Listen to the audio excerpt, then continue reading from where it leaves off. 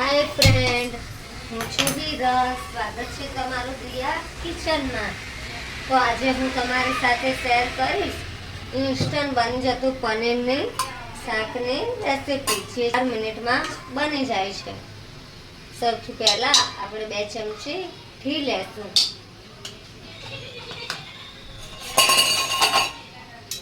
ઘી ગરમ થાય એટલે આપણે એમાં થોડું તેલ એડ કરીશું.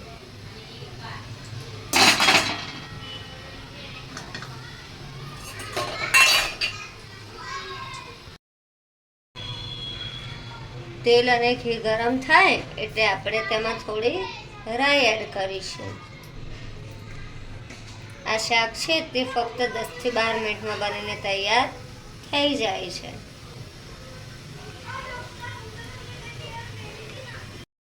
રાઈ તતડે એટલે આપણે એમાં જીરું એડ કરીશું. જીરું લાલ થાય એટલે આપણે એમાં હિંગ એડ કરીશું અને ગેસની આંચ ધીમી કરીશું. પછી હું તેમાં 2 નંગ ડુંગળી છે જે મેં ઝીણી સમારેલી છે તે એડ કરીશ.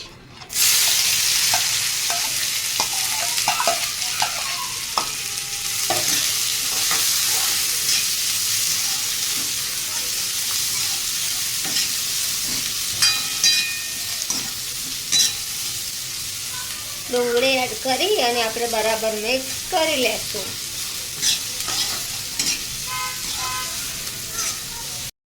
ડુંગળી થોડી સતળાય એટલે આપણે એમાં લસણ એડ કરીશું.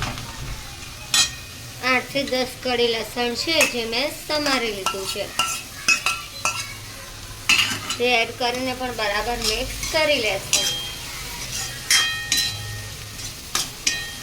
અને બંનેને થોડું થવા દેશું. 2 થી 3 મિનિટ આપણે આને ચડવા દેશું.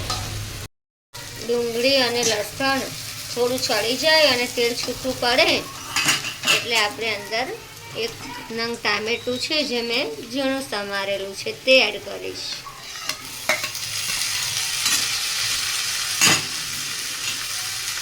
બે લીલા મરચાં છે જે મેં ઝીણા સમારેલા છે તે એડ કરીશ. જો તમે તીખું ન ખાતા હોય તો તમે સ્કીપ કરી શકો છો. મરચાં છે તે સ્કીપ કરી શકો છો. બધું બરાબર મિક્સ કરી લેશું.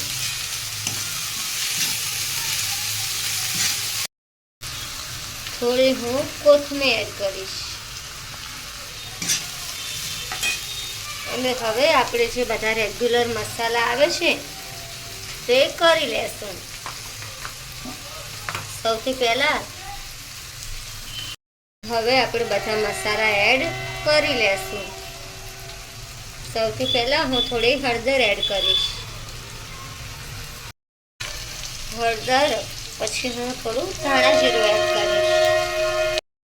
કાશ્મીરી લાલ મરચું એડ કરીશ. જો તમારું મરચું તીખું હોય તો તમે ઓછું એડ કરજો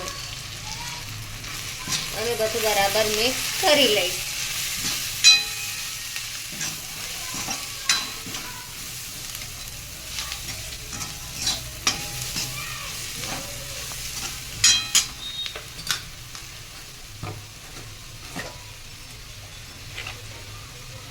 હવે હું સ્વાદ અનુસાર મીઠું એડ કરીશ.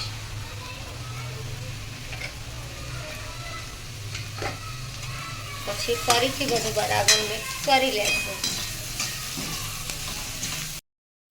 હવે અહીંયા બધું મિક્સ કરી આપણે આને 2 થી 3 મિનિટ ચડવા દેશું જેથી મસાલા છે તે બધા ચડી જાય.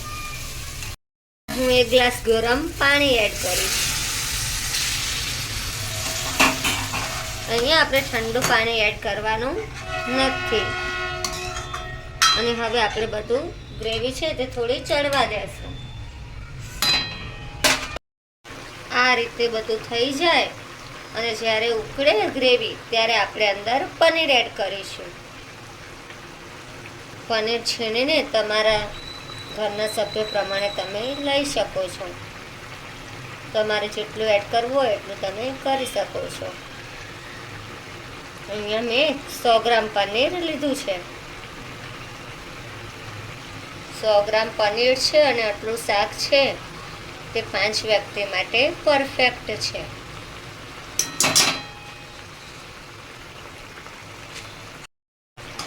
પનીર એડ કરી અને આપણે બરાબર હલાવી લેશું અને હજી થોડી વાર થવા દેશું. અડધું પનીર એડ કરી પાછું 2 મિનિટ કૂક થવા દેવાનું છે અને પછી બીજું પનીર ફરીથી આપણે એડ કરી લેશું. આ રીતે કરવાથી આપણા પનીરમાં સહેજે કાચાપણું નહીં રહે. શાક આ રીતે થઈ જાય. તમારે ગ્રેવી તમારા રીતની તમે રાખી શકો છો. તમારે ઘટ કરવી હોય તો પણ કરી શકો છો અને આ રીતે મીડિયમ રાખવી હોય તો પણ તમે રાખી શકો છો. હવે હું એમાં 1 ચમચી ફ્રેશ ક્રીમ એડ કરીશ, જે દૂધની મલાઈ છે, અને બરાબર મિક્સ કરી લઈશ. તો તૈયાર છે આપણું પનીરનું ઇન્સ્ટન્ટ શાક, જે 10 થી 12 મિનિટમાં બની જાય છે. તો તૈયાર છે પનીરનું ઇન્સ્ટન્ટ શાક. તો તમને રેસીપી કેવી લાગી? જો તમને ગમી હોય તો ઘરે જરૂરથી એકવાર ટ્રાય કરજો અને મારા વિડીયોને લાઈક, શેર અને સબસ્ક્રાઈબ કરજો અને બાજુમાં રહેલી બેલ આઇકન ટિક કરજો, જેથી મારા નવા વિડીયો તમારા સુધી પહોંચી શકે. તો મળીશું એક નવા વિડીયો સાથે. ત્યાં સુધી બાય બાય. Thank you.